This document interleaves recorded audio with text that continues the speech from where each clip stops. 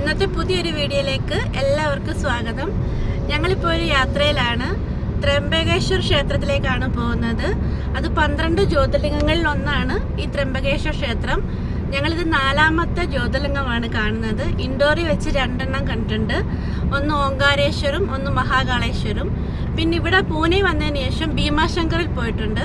ഇപ്പം ഞങ്ങൾ പോകുന്നത് 4ാമത്തെ ക്ഷേത്രമായിട്ടുള്ള ജ്യോതിർലിംഗ ക്ഷേത്രമായിട്ടുള്ള ത്രയംബകേശ്വറിലേക്കാണ്. ഇനി ഇവിടെ ഔറംഗാബാദിലൊരു ജ്യോതിർലിംഗ ക്ഷേത്രം കൂടെ ഉണ്ട്. അത് ഞങ്ങൾക്ക് പോയി കാണണം. ഇതുപോലൊരു ലീവ് കിട്ടുന്ന ദിവസം ഞങ്ങൾ അവിടെയും പോകും. ഇനി നമ്മൾ ഇന്നത്തെ വീഡിയോയിൽ കാണുന്നത് ത്രയംബകേശ്വര ക്ഷേത്രത്തിലേക്കുള്ള യാത്രയും അവിടുത്തെ വിശേഷങ്ങളുമായിരിക്കും. അപ്പം ഞങ്ങൾ വീട്ടിൽ നിന്ന് 5:30 ആയപ്പോൾ ഇറങ്ങിയതാണ്. കാരണം ക്ഷേത്രത്തിലേക്ക് ഒരു 5 മണിക്കൂർ യാത്രയുണ്ട്. അപ്പോൾ 5:30 ആയപ്പോൾ ഇറങ്ങി. നാസിക്കിൽ നിന്ന് 26 കിലോമീറ്റർ ഡിസ്റ്റൻസിലാണ് ഈ ക്ഷേത്രം ഉള്ളത്. അപ്പോൾ ഇറങ്ങി വണ്ടി എടുത്തപ്പോഴാണ് അറിയുന്നത് വണ്ടി പഞ്ചറാണെന്നുള്ളത്. പിന്നെ ടയറൊക്കെ ചേഞ്ച് ചെയ്തതിന് ശേഷമാണ് ഇപ്പോഴും നമ്മൾ വീണ്ടും യാത്ര തിരിച്ചിട്ടുള്ളത്. അപ്പോൾ 6 മണി കഴിഞ്ഞു നമ്മൾ വീട്ടിൽ നിന്ന് ഇറങ്ങിയപ്പോൾ. ഇനി നമുക്ക് എവിടെയെങ്കിലും ഒന്ന് കയറണം ഭക്ഷണം കഴിക്കാനായിട്ട്. ആരും ഒന്നും കഴിച്ചിട്ടില്ല. രാവിലെ എഴുന്നേറ്റത് കൊണ്ട് തന്നെ ഇവർ രണ്ടുപേരും നല്ല ഉറക്കമാണ്. അപ്പം നമുക്ക് വീഡിയോയിലേക്ക് പോകാം.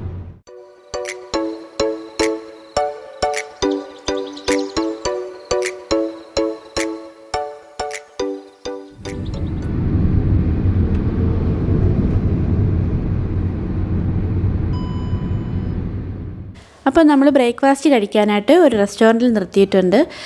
നമ്മൾ ഭീമാശങ്കറിൽ പോയപ്പോൾ ഒരു ഹോട്ടലിൽ കയറിയിട്ടുണ്ടായിരുന്നു. നല്ല ഫുഡായിരുന്നു, നല്ല മസാല ദോശയൊക്കെ ആയിരുന്നു. ഞങ്ങൾക്ക് എല്ലാവർക്കും ഇഷ്ടപ്പെട്ടു. അപ്പോൾ ഞങ്ങൾ ആ ഹോട്ടൽ നോക്കിയാണ് വന്നത്, പക്ഷേ അത് കണ്ടില്ല. അപ്പോൾ കണ്ട ഒരിടത്ത് കയറി. കാരണം മുമ്പോട്ട് പോകുമ്പോഴത്തേക്ക് ചിലപ്പം ഹൈവേയിലോട്ട് കയറി കഴിഞ്ഞാൽ റെസ്റ്റോറൻറ്റുകളൊന്നും ഇല്ലെങ്കിലോ എന്ന് വിചാരിച്ച് ഞങ്ങളിവിടെ കയറി. ആദ്യം തന്നെ ഞങ്ങൾ ചായക്ക് ഓർഡർ കൊടുത്തു. ബദ്രിമോൻ ചായ കുടിക്കാത്തത് കൊണ്ട് ബദ്രിമോൻ ഓർഡർ ചെയ്തിട്ടില്ല. ഞങ്ങൾ 3 ചായ ഓർഡർ ചെയ്തു. അതുപോലെ തന്നെ എല്ലാവർക്കും മസാല ദോശ മതിയെന്ന് പറഞ്ഞതുകൊണ്ട് മസാല ദോശയ്ക്ക് ഓർഡർ കൊടുത്തിട്ടുണ്ടായിരുന്നു. രാവിലെ ആയതുകൊണ്ടാണോ എന്നറിയത്തില്ല, വലിയ തിരക്കൊന്നും ഉണ്ടായിരുന്നില്ല. ഞങ്ങൾ കുറച്ച് പേരേ ഉണ്ടായിരുന്നുള്ളൂ. അതുകൊണ്ട് തന്നെ പെട്ടെന്ന് കിട്ടുമെന്നാണ് വിചാരിച്ചത്. പക്ഷേ കുറച്ച് ലേറ്റായിരുന്നു കേട്ടോ. നമ്മൾ ഓർഡർ ചെയ്ത് കുറേ നേരം ഇരിക്കേണ്ടി വന്നു.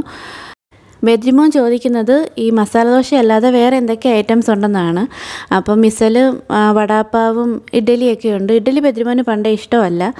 അപ്പോഴത്തേക്ക് ചേട്ടൻ പോയി മസാല ദോശയ്ക്ക് ഓർഡർ കൊടുത്തിട്ട് വരികയും ചെയ്തു. ഇനിയിപ്പം മാറ്റാനൊന്നും പറ്റത്തുമില്ല, അവിടെ ഓർഡർ കൊടുത്തു കഴിഞ്ഞു. അവന് മിസൽ വേണമെന്നാണ് പറയുന്നത്. മിസൽ നമ്മൾ ദൂരയാത്രയ്ക്ക് പോകുമ്പോൾ ഞങ്ങളങ്ങനെ മിസൽ മേടിച്ച് കൊടുക്കാറില്ല, ചിലപ്പോൾ വയറുവേദന എങ്ങനെ വരുമോ എന്ന് വിചാരിച്ചിട്ട്. ഇവിടെ നോർത്തിലോട്ടൊക്കെ കൂടുതലായിട്ടും ചായക്കകത്ത് അവർ ഇഞ്ചി ചേർക്കാറുണ്ട്, ഇഞ്ചി ചേർച്ചിടാറുണ്ട്. ആദ്യം എനിക്ക് ഡൽഹി വെച്ചിട്ടാണ് ഞാൻ ഇഞ്ചി ചായ കുടിക്കുന്നത്, മസാല ടീ എല്ലാം കുടിക്കുന്നത്. നമ്മൾ നാട്ടിൽ വെച്ച് നോർമൽ അതിനകത്ത് ഏലക്ക ഇടുമെന്നുള്ളതല്ലാണ്ട് ഇഞ്ചിയൊന്നും ചതച്ചിട്ട് ഞാൻ കുടിച്ചിട്ടില്ല. അപ്പോൾ എനിക്ക് ആദ്യം ഭയങ്കര ബുദ്ധിമുട്ടായിരുന്നു ചായ കുടിക്കാനായിട്ട്. ഈ പുറത്തു നിന്നൊക്കെ പോയി കഴിഞ്ഞാൽ ചായ കുടിക്കാൻ ഭയങ്കര പാടാണ് ഇഞ്ചി ചതച്ചിട്ടത്. പിന്നെ അത് ശീലമായി. ഇപ്പോൾ എനിക്ക് ഭയങ്കര ഇഷ്ടമാണ് ഇഞ്ചിയും ഏലക്കയൊക്കെ ഇട്ട ചായ. നല്ല ഒരു സൂപ്പർ ഫ്രഷ് മൂഡ് തരും. അപ്പം നമ്മുടെ മസാല ദോശ വന്നിട്ടുണ്ട്. ഒരു പ്ലേറ്റാണ് ആദ്യം വന്നത്. ഞങ്ങളങ്ങ് ബദ്രിമോന് കൊടുത്തു. കാരണം അവന് ഒരുപാട് താമസമാണ് ആഹാരം കഴിക്കാനായിട്ട്. അപ്പോൾ അവന് കൊടുത്തിട്ടുണ്ട്. അവനിത് ഏത് സൈഡിൽ നിന്ന് കഴിക്കണമെന്നറിയത്തില്ല, അത്രയും നീളത്തിലിരിക്കുന്നത് കൊണ്ട് തന്നെ. അപ്പോൾ എന്നോട് ചോദിക്കുക, അമ്മ ഞാനിത് എവിടെ നിന്ന് തുടങ്ങണമെന്ന്. അപ്പം ദീദി ഇവിടെ വെയിറ്റ് ചെയ്യുവാണ് ആഹാരത്തിന് വേണ്ടിയിട്ട്. ബദ്രി ഞാൻ പറഞ്ഞു 2 കൂടെ ഷെയർ ചെയ്ത് കഴിക്കാം. അപ്പോൾ പറഞ്ഞു വേണ്ട, അവൻ കഴിച്ചോട്ടെ എന്ന്. ബദ്രിക്കാണെങ്കിൽ ഈ മസാല ദോശ ഫുള്ള് കഴിക്കാൻ പറ്റത്തില്ല, അമ്മയും കൂടെ ഷെയർ ചെയ്യുമെന്ന് പറഞ്ഞതുകൊണ്ട് ഞാനും കൂടെ അവൻ്റെ മസാല ദോശ കഴിക്കുകയാണ്. പക്ഷേ അബദ്ധം പറ്റിപ്പോയി. ഒരു പ്ലേറ്റ് ഓർഡർ ചെയ്താൽ മതിയായിരുന്നു ഞങ്ങൾ 2 പേർക്കും കൂടി. എന്തുവായാലും കഴിച്ചു തുടങ്ങിയപ്പോൾ തന്നെ ഒട്ടും ടേസ്റ്റ് ഉണ്ടായിരുന്നില്ല. നമ്മൾ കഴിഞ്ഞ തവണ കഴിച്ച മസാല ദോശ ആയിരിക്കും എന്ന് വിചാരിച്ചിട്ടാണ് ഓർഡർ ചെയ്തത്. ഇത് ഭയങ്കര മധുരമായിരുന്നു. അതുപോലെ തന്നെ ഇതിനകത്ത് വെച്ചിരിക്കുന്ന മസാല എന്തോ കറി പോലെയൊക്കെ ഇരിക്കുന്നത്, അങ്ങ് വെള്ളം പോലെ. അതുപോലെ ചട്നിക്കകത്തും മധുരമുണ്ട്, സാമ്പാറിനകത്തും എല്ലാം ഭയങ്കര മധുരമാണ്. ഞങ്ങൾക്ക് 2 പേരും കൂടെ വിചാരിച്ചിട്ട് പോലും ഇത് ഫുള്ള് കഴിച്ച് തീർക്കാൻ പറ്റിയില്ല. അപ്പോഴത്തേക്ക് എൻ്റെ മസാല ദോശയും വന്നിട്ടുണ്ടായിരുന്നു. എനിക്കും പറ്റുന്നില്ല, മോനും പറ്റുന്നില്ല. പിന്നെ ഇഷയും ചേട്ടനും കുറച്ചൊക്കെ കഴിച്ചിട്ടുണ്ട്. അപ്പം ഞങ്ങൾ ബ്രേക്ക്ഫാസ്റ്റൊക്കെ കഴിച്ചിട്ട് ഇറങ്ങി. കഴിച്ചതായിട്ട് തോന്നുന്നേ ഇല്ല. ചേട്ടൻ കഴിച്ചു ഫുള്ള്, ഞങ്ങളെല്ലാം ഇഷയും ഫുള്ള് കഴിച്ചു. എനിക്കും ബദ്രിക്കും ഫുള്ള് കഴിക്കാൻ പറ്റിയില്ല. നമ്മുടെ നാട്ടിലെ മസാല ദോശയുടെ ടേസ്റ്റേ അല്ലായിരുന്നു. നല്ല മധുരമുള്ള മസാല ദോശ ആദ്യമായിട്ടാണ് കഴിക്കുന്നത്. അതുപോലെ സാമ്പാറിനും ചട്നിക്കും ഒന്നും ഒരു ടേസ്റ്റും ഇല്ല. പിന്നെ ചായ കുടിച്ചതിൻ്റെ ഒരു എനർജി ഉണ്ട്, അത്രയേ ഉള്ളൂ. മസാല ടീ ആയിരുന്നു, ബാക്കിയൊന്നും കൊള്ളത്തില്ലായിരുന്നു. അപ്പോൾ നമ്മൾ ബ്രേക്ക്ഫാസ്റ്റൊക്കെ കഴിച്ച് കഴിഞ്ഞതുകൊണ്ട് തന്നെ ഇനി എങ്ങും നിർത്തേണ്ട ആവശ്യമില്ല. നേരെ നമുക്ക് ക്ഷേത്രത്തിലേക്ക് തന്നെ പോകാം. ഇന്ന് രാവിലെ നമ്മുടെ കാറിൻ്റെ ടയർ പഞ്ചറായപ്പോൾ തന്നെ യാത്ര തുടരാൻ പറ്റുമോയെന്നൊരു സംശയം ഉണ്ടായിരുന്നു. വളരെ വിഷമമായിപ്പോയി. കാരണം വണ്ടി കയറാൻ തുടങ്ങിയപ്പോഴാണ് ഇങ്ങനത്തെ ഒരു അവസ്ഥ കണ്ടത്. ഒരു ലോങ് ട്രിപ്പ് പോകുമ്പം ചേട്ടൻ എല്ലാം ശ്രദ്ധിച്ചിട്ടാണ് ചെയ്യാറുള്ളത്. ഇന്നലെ തന്നെ വണ്ടി കൊണ്ടുപോയി സർവീസ് ചെയ്യുകയും പെട്രോൾ ഫുൾ ടാങ്ക് അടിക്കുക, പിന്നെ അതുപോലെ ടയറിനകത്ത് കാറ്റൊക്കെ അടിച്ച് വെച്ചു. എല്ലാം സെറ്റ് ചെയ്ത് വെച്ചിട്ടാണ് ഞങ്ങൾ ഇന്നലെ കിടന്നുറങ്ങിയത്. ഇന്ന് രാവിലെ ആയപ്പോൾ ഈ അവസ്ഥ വളരെ വിഷമമായിപ്പോയി. അപ്പം ഞാൻ ചോദിച്ചു, നമുക്കിന്ന് പോകാൻ പറ്റുമോ ഏട്ടാ? ഇങ്ങനൊരവസ്ഥ നമുക്ക് ഉണ്ടായിട്ടില്ല. കാരണം എല്ലാം നല്ലതുപോലെ നേരത്തെ തയ്യാറാക്കി വെക്കുന്നതായതുകൊണ്ട് തന്നെ നമുക്ക് അങ്ങനെ ഒരു അവസ്ഥ ഉണ്ടായിട്ടേ ഇല്ല. ഇതെന്താ പറ്റിയെന്ന് പോലും അറിയാൻ മേല. അപ്പോൾ ചേട്ടൻ പറഞ്ഞു കുഴപ്പമില്ല, നമുക്ക് സ്പെയർ ടയർ ഇരിപ്പുണ്ട്, മാറ്റിയിട്ട് പോകാമെന്ന് പറഞ്ഞു. അങ്ങനെ ചേട്ടൻ അരമണിക്കൂർ കണ്ട് തന്നെ ഇതെല്ലാം സെറ്റ് ചെയ്തു. ടയർ മാറ്റി അടുത്തത് തന്നെ എടുത്തിട്ടു. നമുക്ക് യാത്ര തുടരാനും പറ്റി. കുറച്ച് നേരത്തേക്ക് ഞാൻ ഭയങ്കര ഡിസ്റ്റർബായിരുന്നു, പക്ഷേ ഇപ്പോൾ ഞാൻ ഓക്കെയാണ്.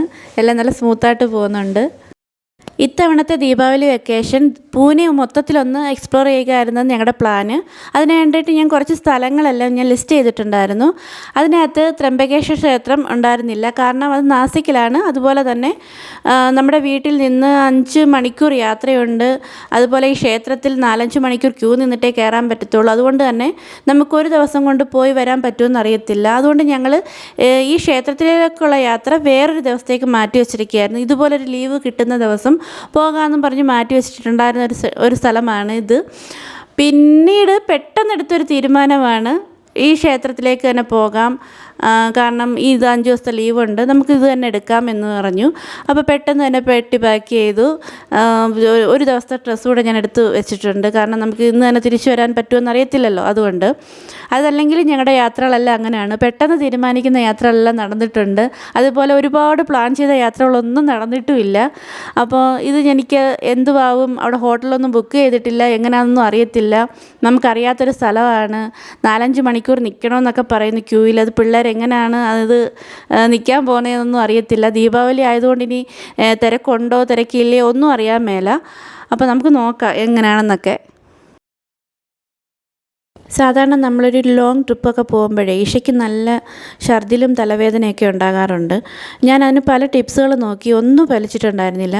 പിന്നീട് അവൾ തന്നെ കണ്ടെത്തിയതാണ്, അവൾക്ക് ഇഷ്ടമുള്ള പാട്ട് കേട്ട് കഴിഞ്ഞാൽ അവൾക്ക് പ്രശ്നമില്ല. അതിൻ്റെ കൂടെ അവൾ പാടിക്കൊണ്ടിരിക്കും. അവൾ പിന്നെ ഛർദ്ദിക്കാറേ ഇല്ല, തലവേദന വരാറില്ല, നല്ല എൻജോയ്മെൻറ്റാണ്. അതുകൊണ്ട് ഇപ്പം ഞങ്ങൾക്ക് എവിടെ വേണമെങ്കിലും അവളെയും കൊണ്ടുപോകാം, ഛർദിൽ വരാറേ ഇല്ല. ഇപ്പോൾ നമ്മൾ ക്ഷേത്രത്തിൻ്റെ മെയിൻ ഗേറ്റിലെത്തിയിട്ടുണ്ട്. അപ്പോൾ നമ്മൾ ഈ റോഡിലേക്ക് എൻട്രി ചെയ്യണമെന്നുണ്ടെങ്കിൽ വെഹിക്കിൾ പാസ് എടുക്കണം. 50 രൂപയാണ് എൻ്റെ പാസ്. പുറത്തുനിന്ന് വരുന്ന വാഹനങ്ങൾക്കാണ് പാസ് നിർബന്ധമായിട്ടുള്ളത്. പിന്നെ നമ്മളിവിടെ വണ്ടി പാർക്ക് ചെയ്തിട്ട് 2 കിലോമീറ്ററോളം നടന്നു വേണം അമ്പലത്തിലേക്ക് എത്താൻ. ഈ ഗേറ്റിനകത്തേക്ക് വണ്ടി അലൗഡല്ല. അതുകൊണ്ട് നമ്മളിവിടെയെങ്കിലും പാർക്ക് ചെയ്യണം. അതല്ലാന്നുണ്ടെങ്കിൽ 400 രൂപ ഇവിടെ അടച്ചു കഴിഞ്ഞാൽ അവരുടെ ഒരു വണ്ടി വിട്ടു തരും, അതിനകത്ത് പോകാമെന്ന് പറയുന്നു. അപ്പം ഞങ്ങൾ വിചാരിച്ചു ഇവിടെ വണ്ടി പാർക്ക് ചെയ്തിട്ട് നടന്നു പോകാമെന്നാണ് നമ്മുടെ പ്ലാന്. ഏകദേശം ഒരു 10 മിനിറ്റോളം നടക്കാനുണ്ട് ക്ഷേത്രത്തിലേക്ക്. അപ്പം ഞങ്ങൾ വിചാരിച്ചു ഇവിടെ വണ്ടി പാർക്ക് ചെയ്യാം. പേ പാർക്കാണ് അതും. അവിടെ പാർക്ക് ചെയ്തിട്ട് നടന്നു പോകാമെന്നാണ് ഞങ്ങളുടെ പ്ലാന്. അപ്പോൾ ഇനി പേ പാർക്ക് എവിടെയാണെന്ന് നോക്കണം. 1-2 സ്ഥലത്തുണ്ടെന്നറിഞ്ഞു. അപ്പോൾ ഇവിടെ ഒരു പോലീസുകാരൻ നിൽപ്പുണ്ട്, നമുക്കവിടെ അന്വേഷിക്കാം, അവർ പറഞ്ഞു തരും.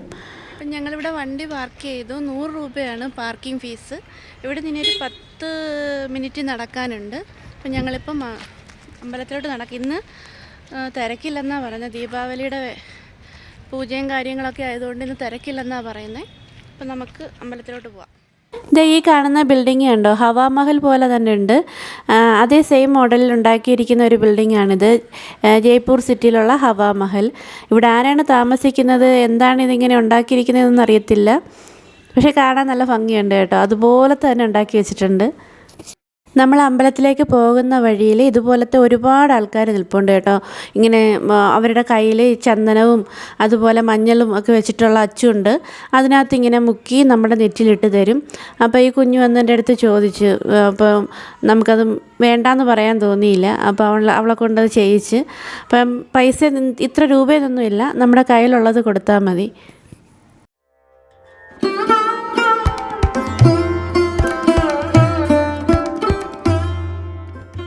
ഇത് ക്ഷേത്രത്തിൽ കൊടുക്കാനുള്ള പൂവും കൂവളത്തിൻ്റെ ഇലയും പിന്നെ പൊരി പിന്നെ ഒരു ചെറിയ മിഠായി പോലത്തെ ഒരു സംഭവമുണ്ട്, അതെല്ലാം കൂടെ ഒരു ബാസ്ക്കറ്റിനകത്താക്കി തരും. ഇത് നമ്മൾ അമ്പലത്തിലേക്ക് കൊടുക്കാനായിട്ട് വാങ്ങിയതാണ്. ദീപാവലി ആയതുകൊണ്ട് തന്നെ ഇന്ന് ക്ഷേത്രത്തിൽ ഒട്ടും തിരക്കുണ്ടായിരുന്നില്ല. അതാണ്ട് ഈ കാണുന്നത് ക്ഷേത്രത്തിനകത്തുള്ള പൂജകൾ ലൈവ് കാണിക്കുന്നതാണ്. ഈ കാണുന്ന ബെഞ്ച് കണ്ടോ, ഇത് 4-5 മണിക്കൂർ ക്യൂയിൽ നിൽക്കുമ്പോൾ നമുക്ക് ഇരിക്കാനുള്ളതാണ്. ക്യൂ നീങ്ങുന്നതനുസരിച്ച് നമുക്ക് നീങ്ങി ഇരുന്ന് കൊടുത്താൽ മതി. അത് ഞാൻ വേറെ എങ്ങും കണ്ടിട്ടില്ല. കാരണം ഒത്തിരി മണിക്കൂർ നമ്മൾ നിന്ന് തന്നെയാണ് പോയിട്ടുണ്ടായിരിക്കുക. പക്ഷേ ഇവിടെ ഇങ്ങനെ ബെഞ്ച് ഇട്ടിട്ടുണ്ട്, കുറച്ച് നേരമെങ്കിലും നമുക്ക് ഇരിക്കാനുള്ള സൗകര്യം അവിടെ ഉണ്ട്.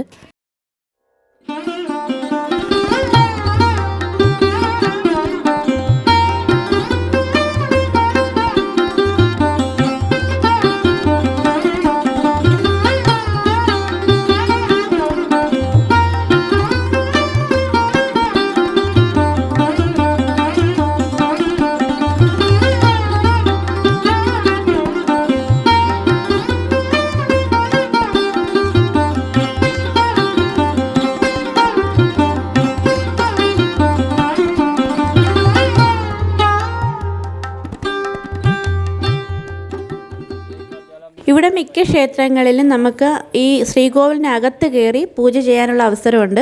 പക്ഷേ ത്രംബകേശ്വര ക്ഷേത്രത്തിൽ ശ്രീകോവിലിനകത്ത് കയറാനുള്ള അനുമതിയില്ല. അതേസമയം ഭീമാശങ്കറിലുണ്ടായിരുന്നു, നമ്മളെല്ലാവരും അകത്ത് കയറിയിട്ടും ഉണ്ടായിരുന്നു.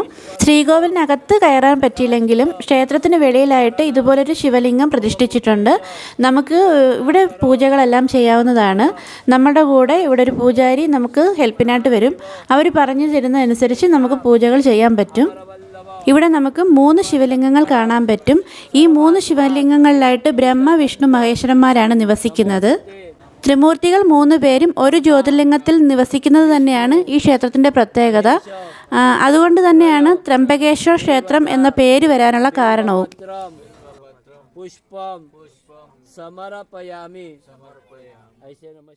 ഈ കാണുന്നത് ശിവലിംഗത്തിൽ അലങ്കരിക്കുന്ന കിരീടമാണ്. ഇത് പാണ്ഡവരുടെ കാലഘട്ടത്തിലേതാണെന്നാണ് പറയപ്പെടുന്നത്. ഈ കിരീടത്തിൽ അമൂല്യ രത്നമായ മരതകവും വജ്രവും പതിപ്പിച്ചിട്ടുണ്ട്.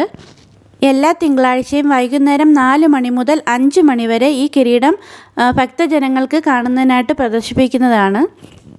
സമുദ്രനിരപ്പിൽ നിന്നും ഏകദേശം 3000 അടി ഉയരമുള്ള ബ്രഹ്മഗിരി കുന്നിൻ്റെ അടിവാരത്തും അതുപോലെ തന്നെ ഗോദാവരി നദിയുടെ ഉത്ഭവസ്ഥാനത്തുമാണ് ക്ഷേത്രം സ്ഥിതി ചെയ്യുന്നത്.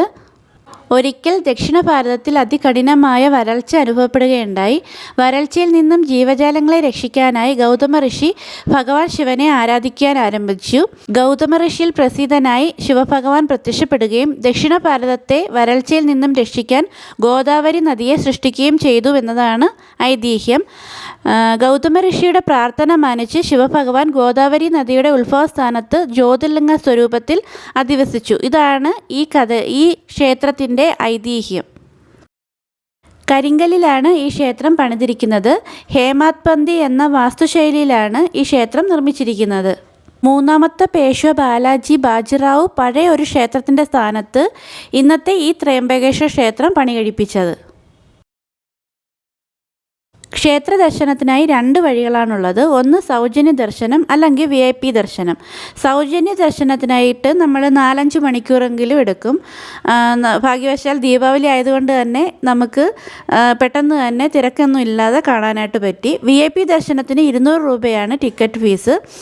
അതിന് 1-1.5 മണിക്കൂർ കൊണ്ട് ശ്രീകോവിലിനുള്ളിൽ എത്തിച്ചേരാനായിട്ട് സാധിക്കും.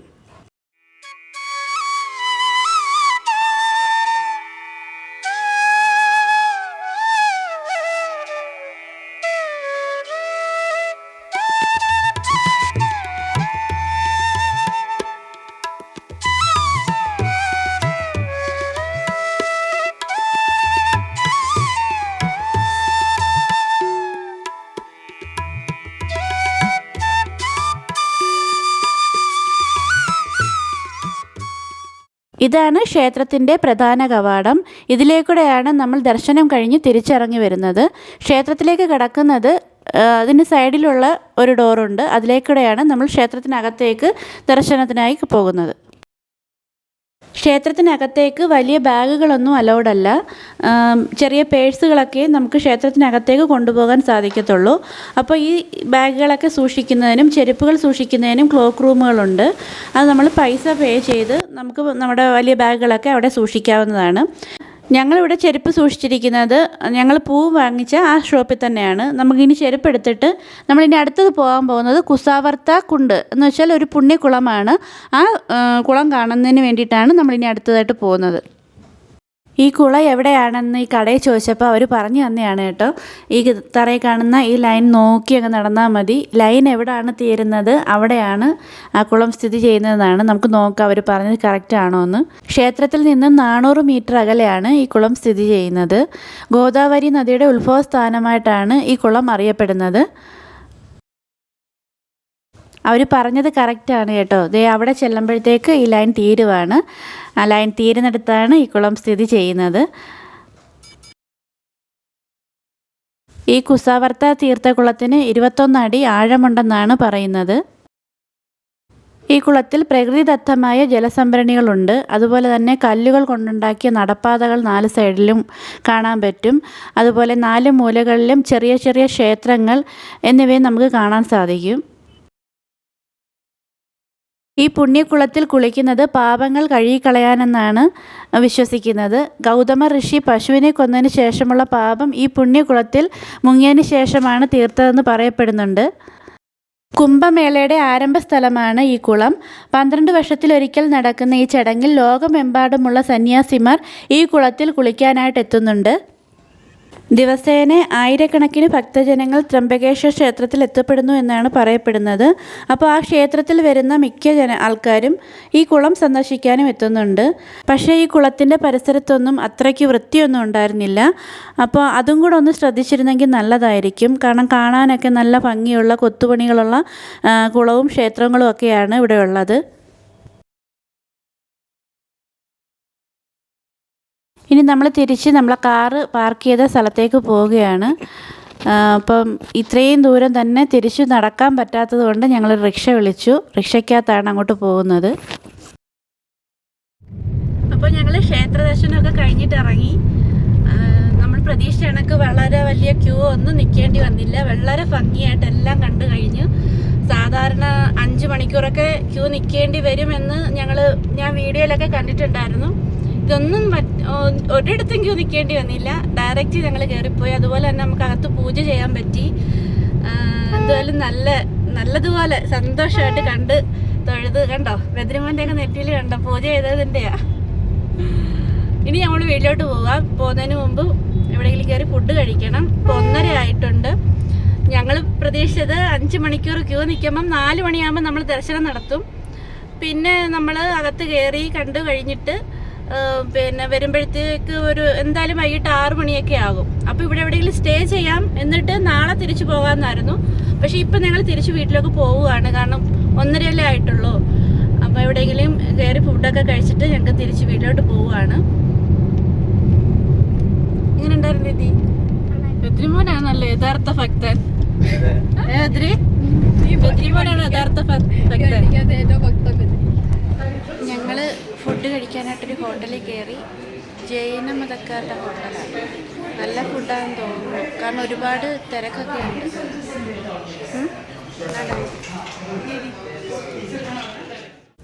അപ്പോൾ ഞങ്ങൾ സ്റ്റാർട്ടറായിട്ട് ഓർഡർ ചെയ്തത് മസാല പാപ്പടാണ്. പിന്നെ വെജ് ബാഞ്ചറയും അതുപോലെ ചപ്പാത്തിയും ഓർഡർ ചെയ്തിട്ടുണ്ട്.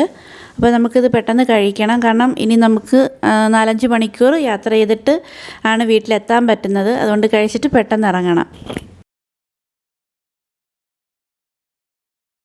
ചപ്പാത്തിയൊക്കെ കഴിച്ച് കഴിഞ്ഞതിന് ശേഷം ഞങ്ങൾ പിന്നെ ഐസ്ക്രീം ഓർഡർ ചെയ്തിട്ടുണ്ടായിരുന്നു. ഐസ്ക്രീം കഴിച്ചുകൊണ്ടിരുന്നപ്പോൾ ഞങ്ങൾക്ക് അവരൊരു സർപ്രൈസ് ഗിഫ്റ്റ് കൊണ്ട് തന്നു. ദീപാവലിയോടനുബന്ധിച്ച് അവിടെ വരുന്ന കസ്റ്റമർക്ക് സർപ്രൈസ് ഗിഫ്റ്റുകൾ ഇവിടെ കൊടുക്കുന്നുണ്ടായിരുന്നു. ഗിഫ്റ്റും നമുക്ക് കിട്ടി. അപ്പോൾ നമ്മൾ ഫുഡൊക്കെ കഴിച്ച് കഴിഞ്ഞു. നല്ല സൂപ്പർ ഫുഡായിരുന്നു, നല്ല ടേസ്റ്റായിരുന്നു. അപ്പോൾ നമ്മളിനി നേരെ വീട്ടിലേക്കാണ് പോകുന്നത്.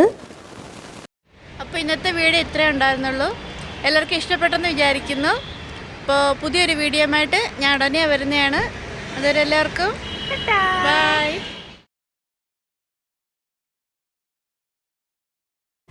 ഇതാണ് നമുക്ക് റെസ്റ്റോറൻറ്റിൽ നിന്ന് ഗിഫ്റ്റായിട്ട് കിട്ടിയത്. ഇത് പനിയാരം ഉണ്ടാക്കുന്ന ഒരു പാനാണ്. ഇതിനകത്ത് ഉണ്ണിയപ്പം ഉണ്ടാക്കാൻ പറ്റുമോ എന്ന് എനിക്കറിയില്ല, ശ്രമിച്ച് നോക്കണം.